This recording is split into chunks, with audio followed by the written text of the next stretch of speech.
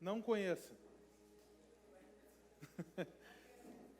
Fica ali em paralelo à chegada de Itaboraí, no pedágio de Itaboraí, paralelo àquela pista, aquela estrada RJ-116, o início. Existe a tal da Reta Velha, que é uma das regiões mais perigosas do estado, do Rio de Janeiro, que é dominada pelo tráfico. A gente tem a base do Comando Vermelho ali no Salgueiro, mais à frente em São Gonçalo, mas ali em Itaboraí tem essa Reta Velha, eu não sabia.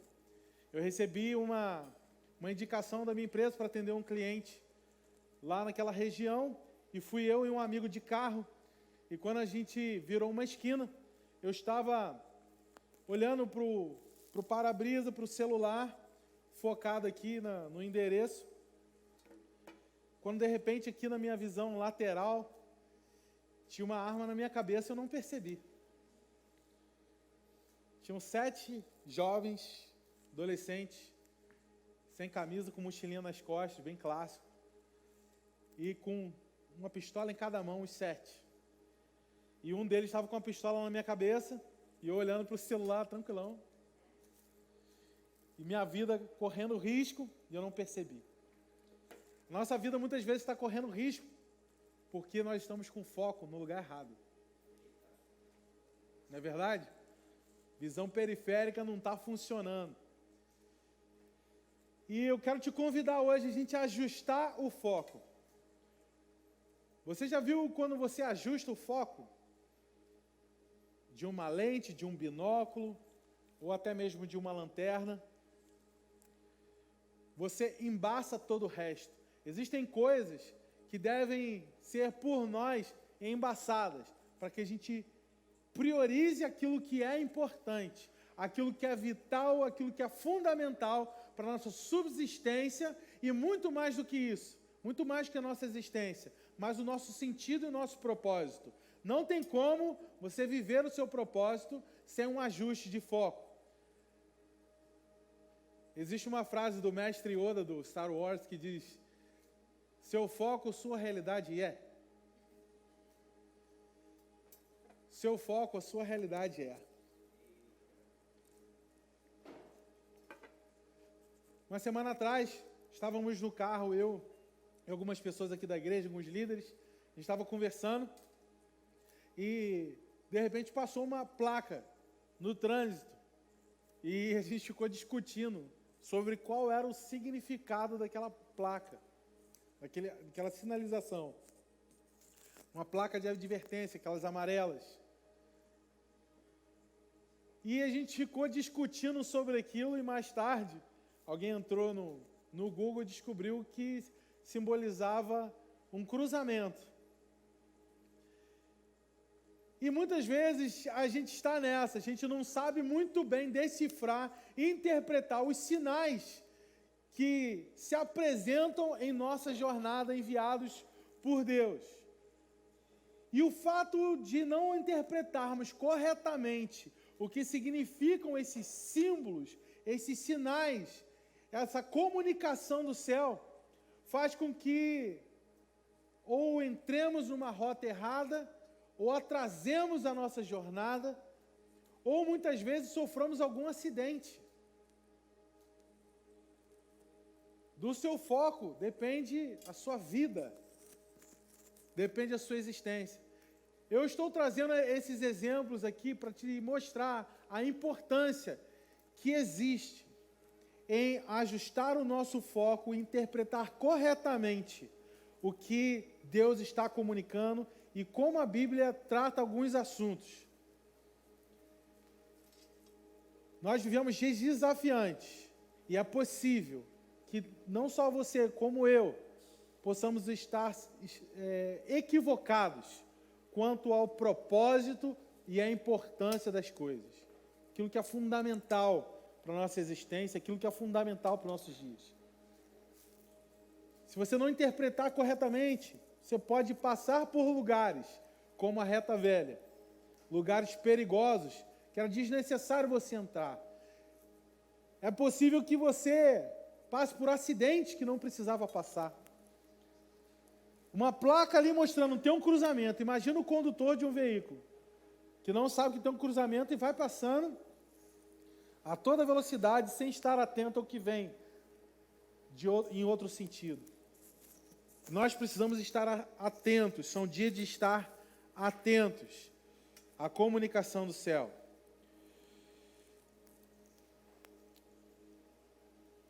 Nós precisamos estar atentos, interpretando os sinais da forma certa. E que sinais que podem conduzir a nossa vida? Sinais da palavra. E é a palavra que estabelece o governo de Deus. Um rei ou qualquer governante, ele comunica a sua vontade, as suas intenções, seus projetos por meio da palavra. Então é por meio do entendimento da palavra que nós entendemos qual é a vontade de Deus. E a palavra, ela foi comunicada, ela é comunicada pelo rei aos seus emissários, aos seus embaixadores, aos seus governantes, aos seus filhos, aos príncipes. Todos os temas que nós abordamos aqui na igreja sempre se resume a duas coisas: ao rei e ao reino. Essa é a nossa paixão. Nós ardemos por conhecer mais do rei e vivermos mais o reino.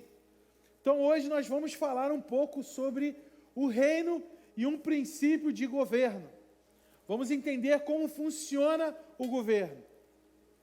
A Bíblia em Gênesis capítulo 1, versículo 2, diz que a terra era sem forma e vazia, e o Espírito de Deus pairava sobre a face das águas, ou se movia sobre a face das águas, como dizem outras versões. Como já disse anteriormente, no original, uma vez eu estava na estrada, no interior de São Paulo, e eu estava lendo esse versículo, e de repente me ocorreu uma curiosidade, para investigar o que significava esse pairava. Eu sou muito visual, eu fiquei imaginando, né, o Espírito pairando sobre a face das águas. Eu não sei você, mas fiquei imaginando tipo um fantasma, assim, né, voando rente às águas de um mar. Eu fiquei imaginando isso aí. E eu falei, o que significa essa palavra pairava? E eu fui descobrir que no hebraico, no original, essa palavra significa, o nome dela é hakaf, esse vocábulo hebraico, que significa chocar. Ele aparece pela primeira vez na Bíblia nesse sentido, mas na cultura judaica, ele é usado no cotidiano, no dia a dia, e sempre se refere ao processo da galinha, a cobertar ali seus ovos para chocar. E interessante que nós também aqui na língua portuguesa, nós não usamos esse verbo para outros usos, outras aplicações. Normalmente, toda vez que você ouve a palavra chocar, você já imagina, já visualiza a cena de uma galinha, não é verdade? E eu achei muito curioso por que o escritor do livro de Gênesis empregou essa palavra. O Espírito de Deus chocava sobre a face das águas. Muito curioso, né? Chocava sobre a face das águas. Eu não sei se você sabe, mas existem dois tipos de ovos: os ovos fecundados e os ovos não fecundados. E esse ovo não fecundado é o ovo que você come no café da manhã, no almoço, etc. E existe o ovo que gera o pintinho. E o que transforma uma substância informe dentro da casca do ovo em algo extremamente complexo, detalhado, com unhas, com bico, com pernas, com patinhas, né? Já viu o pé de galinha? Já viu o pé de um pintinho muito pequenininho, uma unhazinha minúscula? E eu fico impressionado, admirado, perplexo,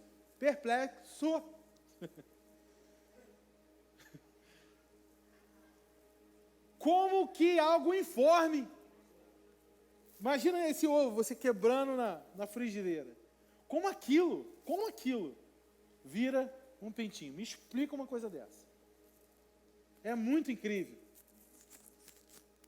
E o que é fundamental para isso é mais absurdo ainda, que é uma galinha simplesmente sentar ali e com sua temperatura ficar se acomodando ali nos ovos, e esse processo transforma algo informe em algo extremamente complexo e ainda mais incrível, com vida. Meu Deus, com vida. Eu já falei isso tantas vezes, mas eu não me canso de ficar admirado com esse milagre, que é o nascimento de um pintinho. Nosso também, né? E a Bíblia fala que o Espírito pairava sobre a face das águas. As trevas cobriam a terra e o Espírito de Deus parava sobre a face das águas. Esses são dias de muita confusão, de muita coisa estranha, em que trevas estão em toda a terra, tempos de caos. Mas existe algo da parte de Deus, que é algo muito importante que a gente aprenda. Deus reina sobre a terra. Deus tem governo sobre a terra. E Ele escolheu fazer isso através de algumas coisas que são fundamentais, que são esses sinais que nós vamos aprender a decifrar hoje na palavra, para que a gente não se perca na jornada. Faz sentido?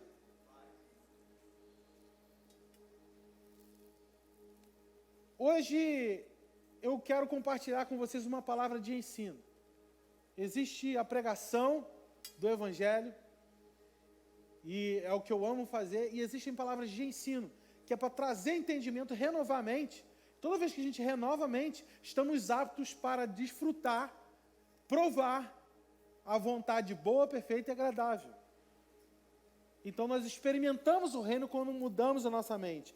Eu acredito que hoje, renovando a mente, nós iremos nos aprofundar na nossa vivência e experiência no reino. Eu posso ouvir um amém para aqueles que creem? Amém. Então é o seguinte, Deus pega algo sem forma e vazio e Ele começa a imprimir ordem nisso. É como se fosse uma tela em branco e um grande artista vai dando as suas pinceladas. Começa a dar forma, começa a dar detalhes, começa a enriquecer com cores, com sabores. E Deus faz a criação. Em 7 dias, Deus começa a exercer o seu governo sobre a criação. E aí no último dia, no penúltimo dia, Deus cria o homem. No 6º dia, Deus cria o homem. E Deus dá uma missão para o homem. A missão do homem, a primeira missão do homem é conferir à criação identidade. Deus compartilha o governo dele com o homem e deixa ao homem o cargo de conferir à criação identidade, dar nome aos bois e cultivar o jardim.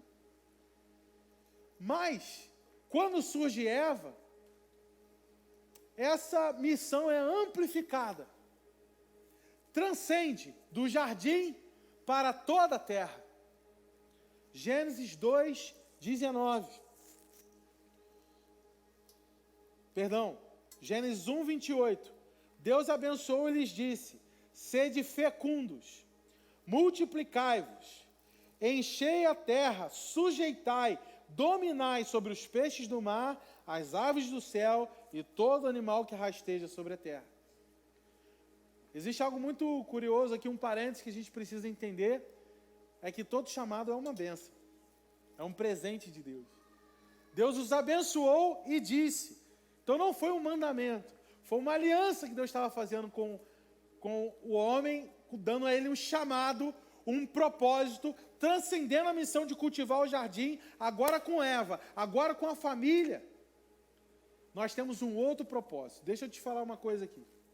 A gente fala isso muito no Imagine.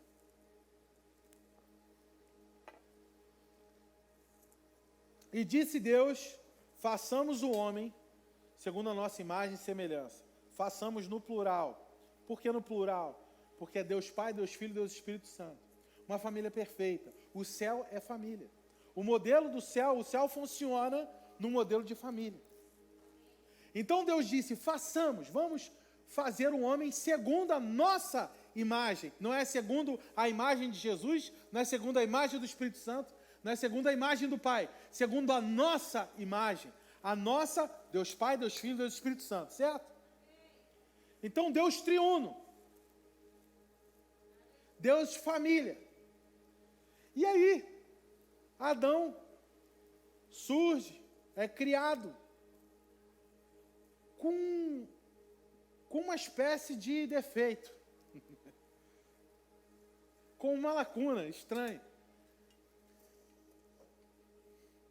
Muitos acreditam que o primeiro problema da humanidade foi o pecado. Mas o primeiro problema da humanidade não foi o pecado. O primeiro problema de Adão foi solidão. Ele estava só. E viu Deus que Adão estava só. Tá bom? Adão estava só. E aí eu fiquei pensando.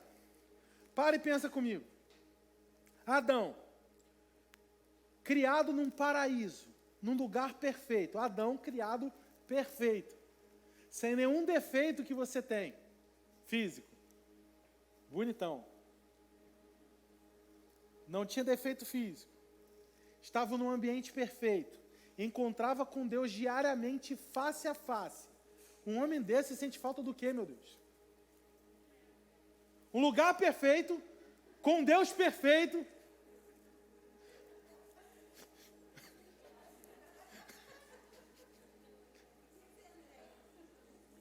Pior que eu pensei isso. Para quem está acompanhando online aí, quando eu perguntei, meu Deus, ia sentir falta de quê? Aí uma abençoada aqui entre nós falou, mulher. E ele mesmo nesse ambiente perfeito, com Deus perfeito, no jardim perfeito, com tudo do bom e do melhor, com a temperatura ideal, sabe? Com a paisagem mais linda, no ambiente ideal, ele sente falta de algo. Por quê? Porque ele foi criado com um dispositivo interior de que ele tinha que ter família. E ele olhou para os bois, existiam em casais, os animais em casais, que ele estava dando nome, leão e leoa. Né? E aí foi dando o nome para os animais em casais. E aí, de repente, ele falou, chegou a minha vez e aí não está rolando. Por quê?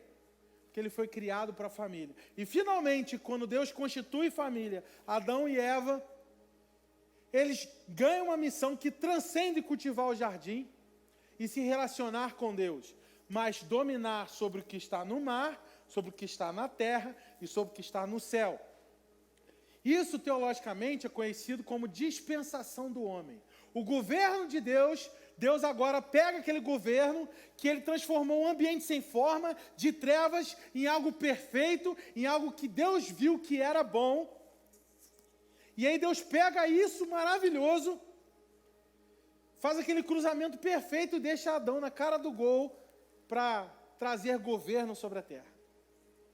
Então Deus escolhe estabelecer o seu governo através de Adão. Mas o que Adão faz e Eva ouvem o papo de serpente. Então você vai ver que a humanidade, de capa a capa da Bíblia, você vai ver que é uma grande crise de qual voz ouvir. É uma batalha de vozes. É a voz do espírito maligno e a voz do Espírito Santo. Essa colisão, esse confronto direto neste campo de batalha.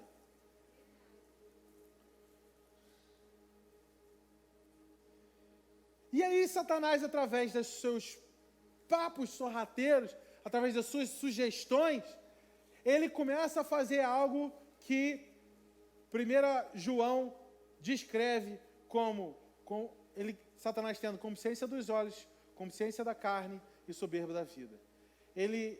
A Eva viu que a árvore era atraente, ou seja, paixão dos olhos, e que o fruto era desejável, paixão da carne.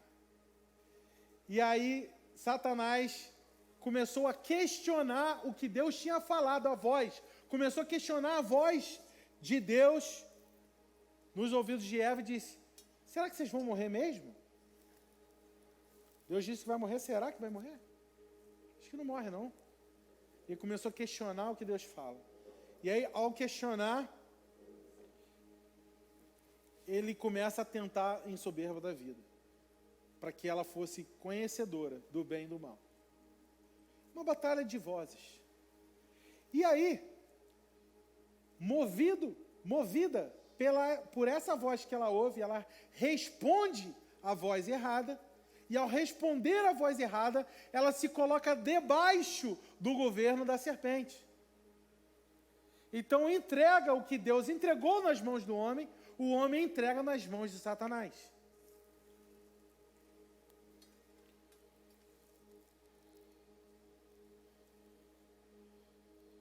Vou pedir, Joyce, lá no final, 1 João 5,19. Vou pedir para ela colocar aqui. Versículo que diz o seguinte: sabemos que somos de Deus e que o mundo todo está sob o poder do maligno. Sabemos que somos de Deus e que o mundo todo está sob o poder do maligno. Poder de quem? Quem que está debaixo do poder do maligno? O mundo todo. 2 Coríntios 4:4, nos quais o Deus desse século cegou-lhes o entendimento dos incrédulos, para que não lhes resplandeça a luz da glória do Evangelho de Cristo, que é a imagem de Deus. Então, o mundo não está apenas sobre o poder do maligno, sobre o governo do maligno, mas também está com o seu entendimento entorpecido pelo maligno. Em Mateus 4, de 8 a 10, quando Jesus é tentado no deserto, novamente transportou o diabo, Jesus, a um monte muito alto, e lhe mostrou os reinos deste mundo e a glória deles. Porque todos pecaram e carecem da glória. Nós perdemos a glória, e quem que tem a glória do mundo é Satanás. Nós tínhamos a glória de Deus, por causa do pecado perdemos, e agora a glória do mundo pertence a Satanás. E disse: tudo isso te darei se prostrado me adorar. Então o que Satanás poderia oferecer para Jesus se ele não tivesse? O que Satanás tinha? Os reinos desse mundo. Então disse Jesus: vai-te, Satanás, porque está escrito: ao Senhor teu Deus adorarás e só a Ele servirás. Veja que interessante. Se ele tivesse ouvido a tentação de Satanás, ele estaria servindo a Satanás. Então nós hoje estamos servindo ou ao governo de Deus ou ao governo de Satanás. Então onde Satanás governa? Onde os homens concordam com ele. Amém? Existe um documentário chamado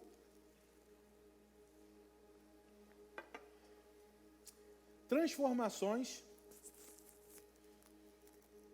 E esse documentário, ele viaja várias nações da Terra que passaram por avivamento, entre eles as Ilhas Fiji.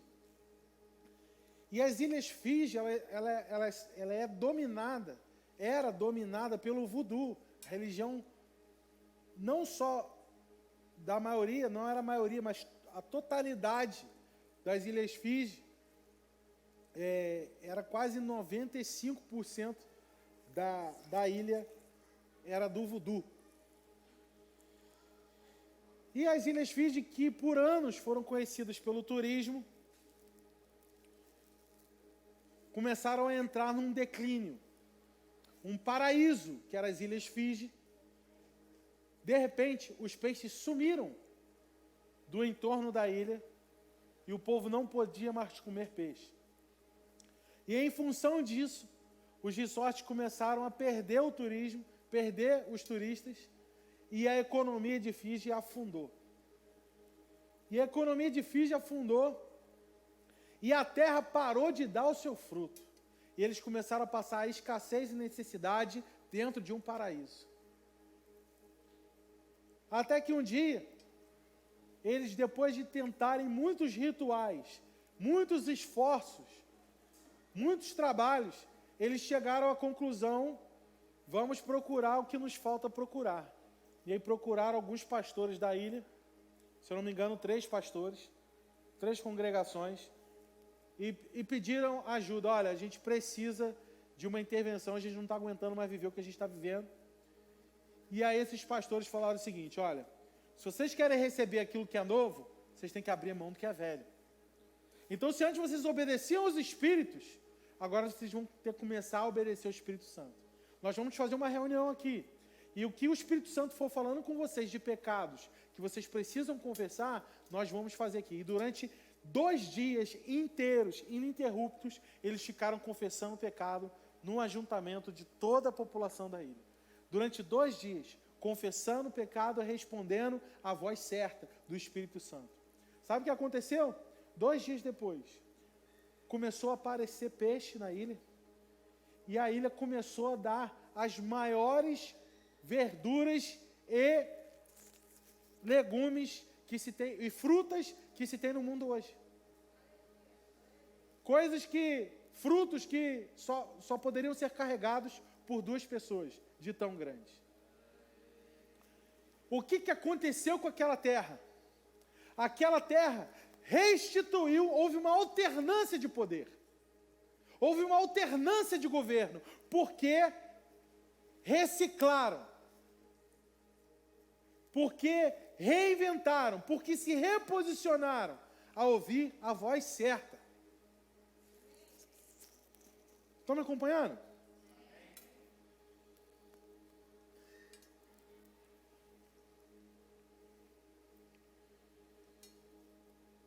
Olha que interessante, ainda sobre o governo do homem. Salmo 8, versículos de 1 a 9. Quando vejo os teus céus, a obra de tuas mãos, a lua e as estrelas que preparaste, que é o homem mortal para que te lembres dele, e o filho do homem para que o visites, pois pouco menor o fizeste do que os anjos, e de glória e honra o coroaste. Fazes com que ele tenha domínio sobre a obra de tuas mãos, e tudo puseste debaixo dos teus pés, todas as ovelhas e bois, animais do campo, aves do céu, peixes do mar, tudo o que passa pelas veredas dos mares. Ó Senhor, Senhor nosso, quão admirável é o seu nome sobre toda a terra. Então aquele governo que Deus preparou para o homem, que ele entrega nas mãos de Satanás, Deus então começa um plano, um projeto de recuperação desse governo. E esse projeto começa com um cordeiro.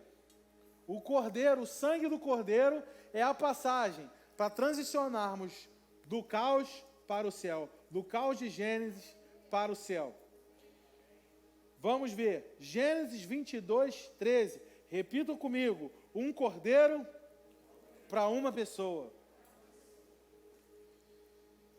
Então existe um sacrifício que reseta as coisas, que restaura as coisas, que restaura o governo, que nos coloca debaixo de outra autoridade. E esse sacrifício é o sacrifício de um cordeiro. Então é estabelecido o cordeiro por uma pessoa em Gênesis 22, 13. Tomou Abraão o carneiro e ofereceu em holocausto em lugar de seu filho.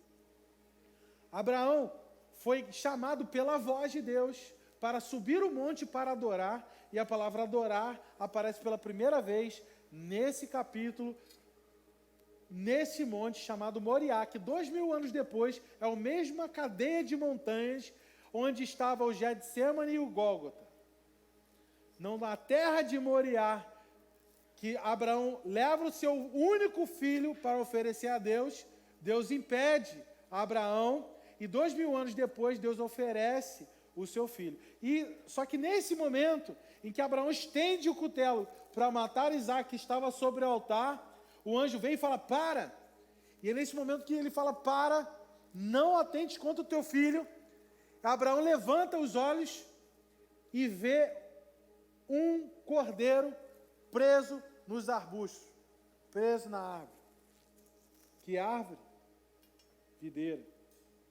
Mistério aí para outra hora. E aí, ele pega aquele cordeiro, então esse cordeiro apontava para o sacrifício de Jesus. E Deus, nesse lugar, é oferecido um cordeiro para justificar uma pessoa. Quem ia morrer era Isaac, não é isso? Um cordeiro no lugar de uma pessoa. Vamos repetir? Um cordeiro. Gente, me ajuda aí. Vamos lá? Um cordeiro por uma pessoa. Êxodo 12, 3. O episódio da Páscoa. Diga a todo o povo israelita o seguinte: no dia 10 desse mês, cada pai de família escolherá um carneirinho, um cordeiro para a sua família. Isto é, um animal para cada casa, um animal para cada família. Repita comigo: um cordeiro por uma família. Levítico 16, 15. Depois que uma instrução que Deus dá para Arão, que era o sacerdote, como deveria ser aquele cerimonial, Deus dá aqui a instrução claramente em Levítico. Depois, imolará o cordeiro da oferta pelo pecado, que será para o pecado do povo. E trará o seu sangue para dentro do véu, e fará com o sangue como fez com o sangue do novilho. E aspergi-lo-á no propiciatório também diante dele. Repita comigo: um cordeiro por uma nação. Mas em João capítulo 1, versículo 29,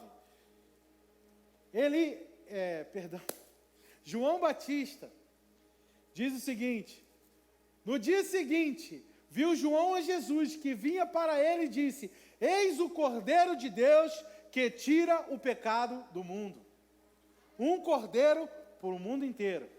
Então hoje, nós temos um sacrifício que restaura o governo, que restitui todas as coisas, que reseta o jogo, reinicia a partida. Hoje todo aquele que crê não perece, mas tem a vida eterna. E esse episódio em que nós vemos o cordeiro por uma família chamado de Páscoa, que marca a libertação do sistema de governo do Egito. E o povo, por meio desse sacrifício por uma família, asperge o sangue sobre os umbrais. Então esse povo passa a estar debaixo de outro espírito, de outro governo, e logo debaixo de outras consequências. Então quem não estava debaixo daquele sangue, teve seu primogênito morto naquela noite. Então, eu preciso te lembrar quão trágico foi aquela noite. Quanta choradeira houve. Todas as famílias do Egito que estavam debaixo de outro governo, o governo de Faraó, choraram aquela noite. Enquanto o povo de Deus celebrava a vida, celebrava a libertação daquele sistema. Amém? E eles foram convidados para ir para o deserto para adorar. Adorar.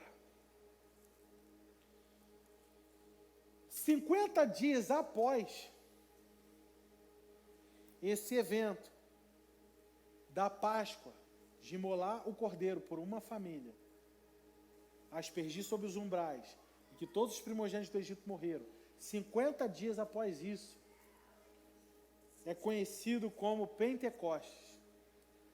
Hoje, dia 16 de maio, o calendário judaico comemora Pentecostes, ou festa das semanas, ou festa da colheita, ou festa dos primeiros frutos, ou ainda festa das primícias. Existem vários nomes para o mesmo evento. Uma iniciação de celebrações.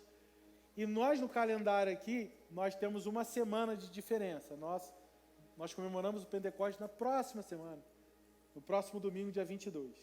Porém, no calendário judaico, comemora-se hoje, o dia de Pentecostes, 50 dias. Então, no dia de Pentecostes, Deus compartilha algo. Eles saíram do governo do Egito e foram para o deserto a fim de adorar. Moisés falou para Faraó: deixe meu povo ir para que adore. Qual era o objetivo de sair do sistema do mundo? Conhecer a Deus, adorar a Deus, ter intimidade, relacionamento com Deus no alto do monte, certo? Só que o povo chega no pé do monte e fala: ah, meu irmão, suba em meu lugar, Moisés. Deus é santo demais, vamos ficar aqui, né? E aí a resposta que eles fazem é que enquanto Moisés sobe, eles fazem um bezerro de ouro e começam a adorar um objeto inanimado, um objeto que não tem vida. E nós nos tornamos parecidos com o que adoramos. Se adoramos algo sem vida, então nós morremos. E aí Deus estabelece o seu governo no Sinai, através da palavra Logos, escrita nas tábuas da lei. Moisés chega lá do alto do monte com as tábuas da lei, onde está ali o regimento, a lei, o sistema, a constituição do governo de Deus. Moisés chega com a constituição nas mãos, que são as tábuas dos 10 mandamentos. E quando ele vê o povo adorando a um bezerro de ouro, o que acontece? Ele quebra as tábuas e existe uma condenação sobre o povo por causa do seu pecado. E aí naquele dia 3.000 pessoas morrem. 3.000 morreram no momento em que a palavra Logos registrada de Deus foi revelada. Contudo, 2.000 anos depois, em Atos 2, também no dia de Pentecostes,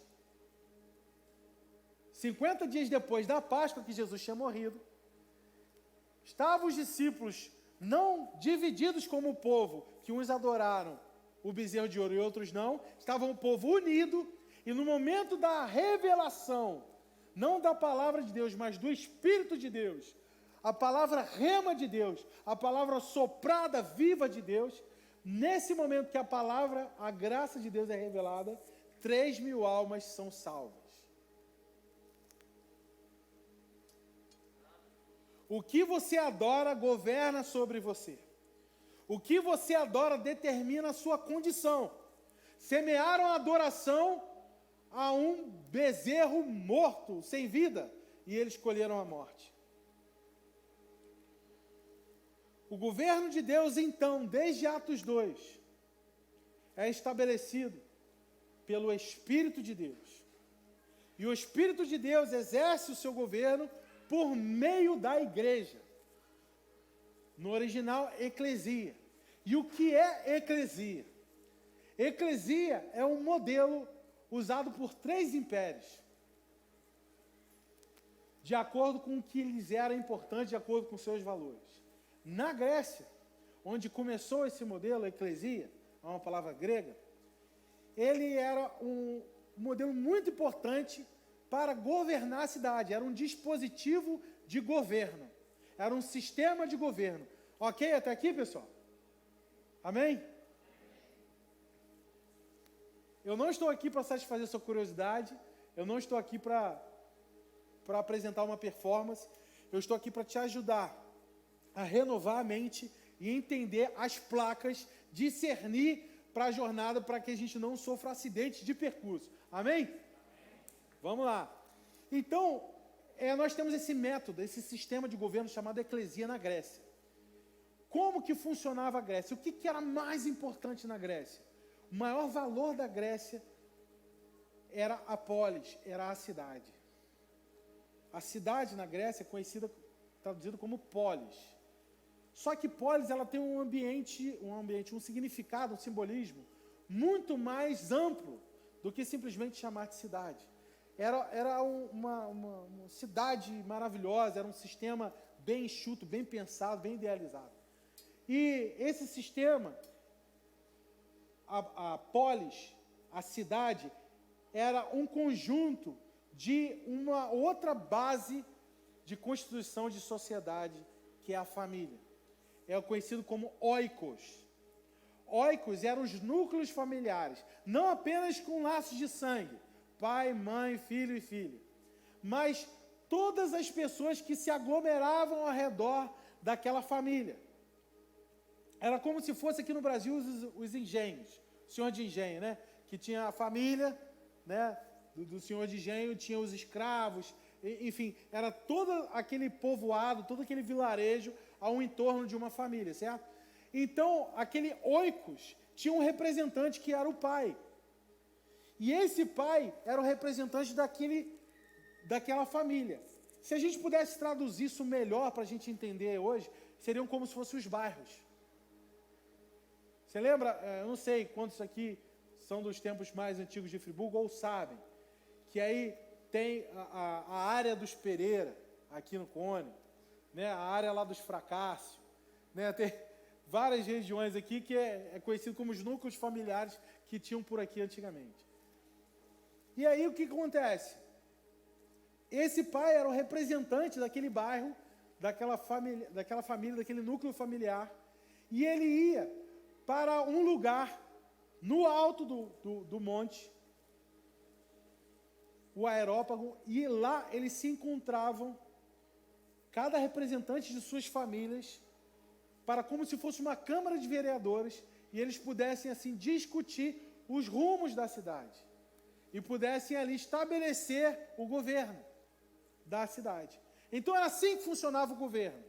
E aí Jesus importa esse termo, que não era só da Grécia, mas em Roma, o valor deles não era a cidade, o valor deles era um império.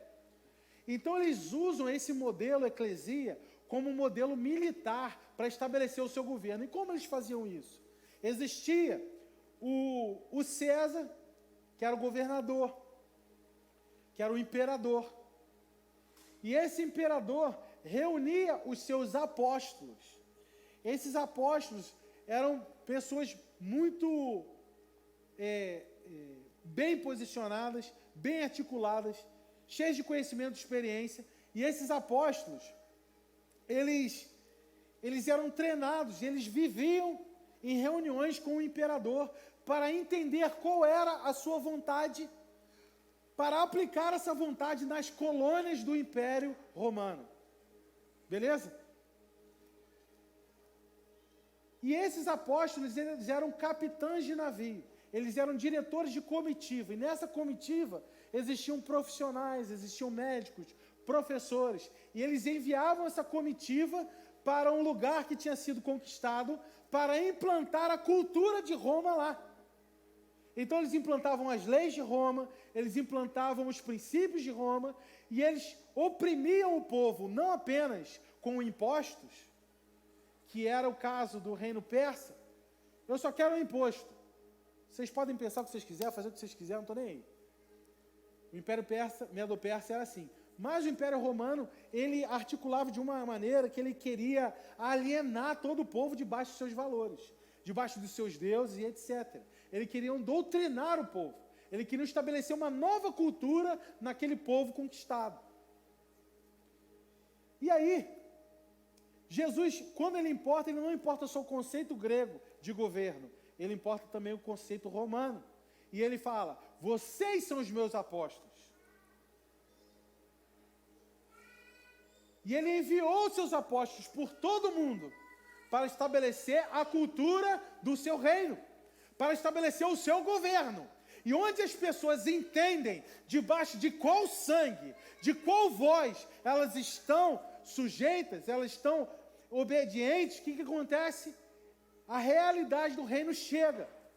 Onde tem enfermidade, a saúde, a cura chega. Amém? A vontade de Deus, boa, perfeita e agradável, é estabelecida quando renovamos a mente. Quando pegamos a nossa voz, a voz do Espírito humano, e fazemos como Jesus, não seja feita a minha vontade, seja feita a tua. Não seja feita a minha preferência, seja feita a tua vontade soberana. Deus é soberano e Deus reina. Porém, nesse mundo, existe um Deus, existe um sistema, existe Satanás que está governando a terra. E se Deus estivesse controlando e governando a nossa cidade, não haveria corrupção na nossa cidade. E no dia que o governo de Deus, o reino de Deus estiver estabelecido em sua plenitude aqui, haverá justiça, haverá saúde, haverá tudo o que nos promete. Eclesia é a ligação entre a família e a cidade. Entre o oikos e a polis. Entenderam isso? Que eclesia é o sistema de governo que defende os interesses da família para governar uma cidade. Era para ser assim hoje. Os vereadores eram para ser representantes de bairros de Nova Friburgo, que se reuniriam numa Câmara para defender os interesses de cada bairro, para trazer a justiça. Só que no meio disso tem um sistema maligno e corrupto. Porque existe um outro Deus, com D minúsculo, o Deus desse século, cegando o entendimento.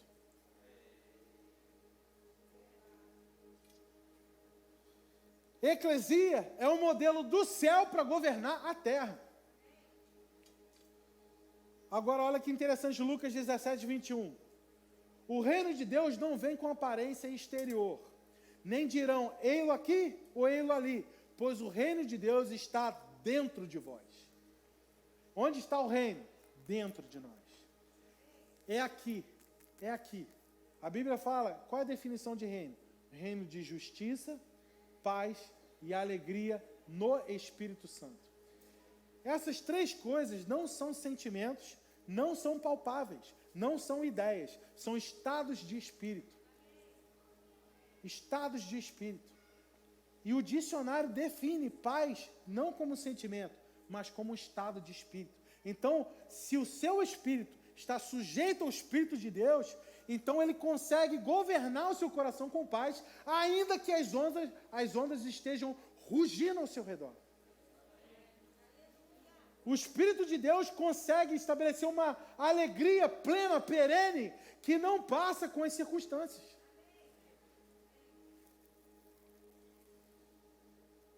Nós somos obcecados por controle. E uma das maiores crises no tempo de pandemia é a ausência de controle. Quando não controlamos nossos negócios, quando não controlamos a nossa saúde, quando não controlamos nosso ir e vir, quando não controlamos a nossa economia, quando não controlamos absolutamente nada. É uma crise de controle e todo mundo fica desestabilizado porque está acostumado a controlar.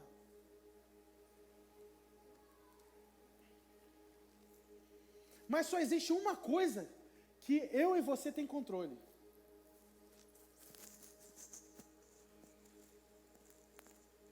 O que está dentro de nós. É a única coisa que nós podemos controlar. É o que está dentro de nós. Então nós estamos saindo do caos, de algo informe, de algo que trevas pairam sobre a terra, para ir para algo com beleza, com cor, debaixo do governo de Deus, algo que é criação de Deus. O Senhor reina.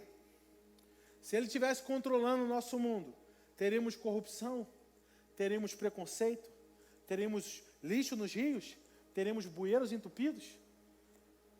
Talvez a enchente tenha passado pela sua casa alguma vez.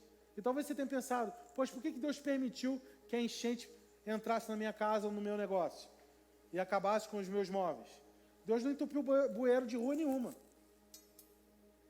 Faz sentido? Deus não construiu casa em costa nenhuma. E nós atribuímos a Deus o que hoje é uma responsabilidade que hoje é nossa. E nós entregamos isso. Veja bem, os nossos erros, na verdade, em última instância, são dirigidos por uma voz de serpente. É uma serpente que fala no teu ouvido e fala, joga o lixo no chão. Não estou espiritualizando tudo, não. Mas, assim, basicamente a nossa natureza pecaminosa. E a Bíblia fala que Deus não tenta ninguém, mas cada um é tentado pela sua própria consciência, sua própria paixão, sua própria inclinação. Olha só o que Jean-Paul Sartre diz. A realidade humana não tem desculpas. Nós somos responsáveis pelo nosso mundo. Sartre. Dostoiévski. Todos nós somos responsáveis de absolutamente tudo perante absolutamente todos.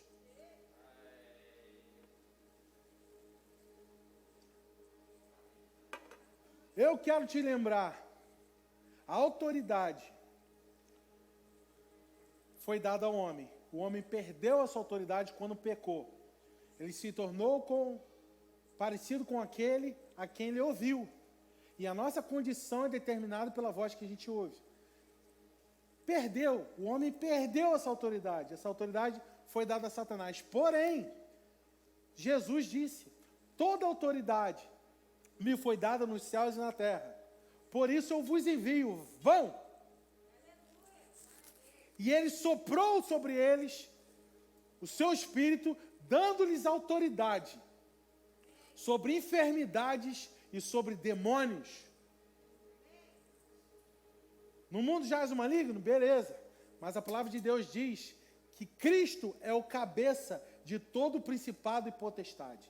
Vou te falar da minha experiência pessoal. Perdi as contas de quantos demônios eu já expulsei. Porém, você sabe que existem batalhas mais desafiadoras que outras, mas ninguém nunca resistiu a esse versículo. Ele é o cabeça, nenhum demônio resiste. Ele é o cabeça dos principados e potestades.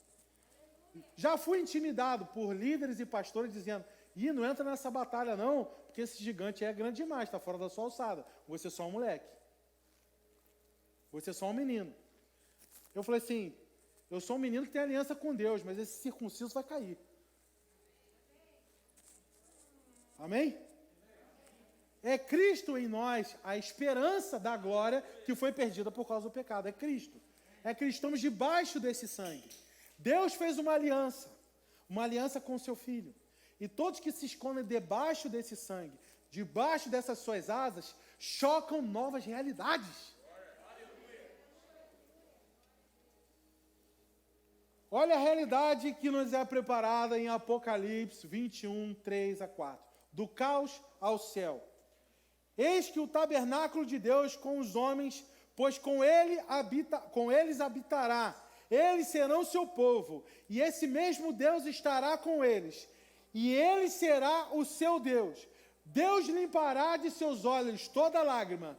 Não haverá mais morte, nem pranto, nem clamor, nem dor, porque as primeiras coisas são passadas.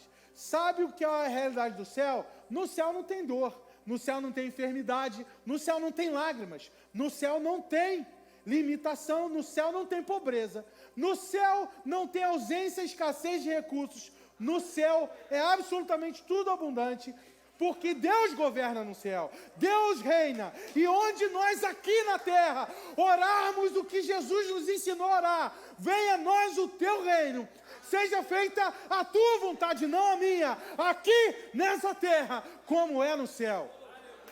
Fique de pé.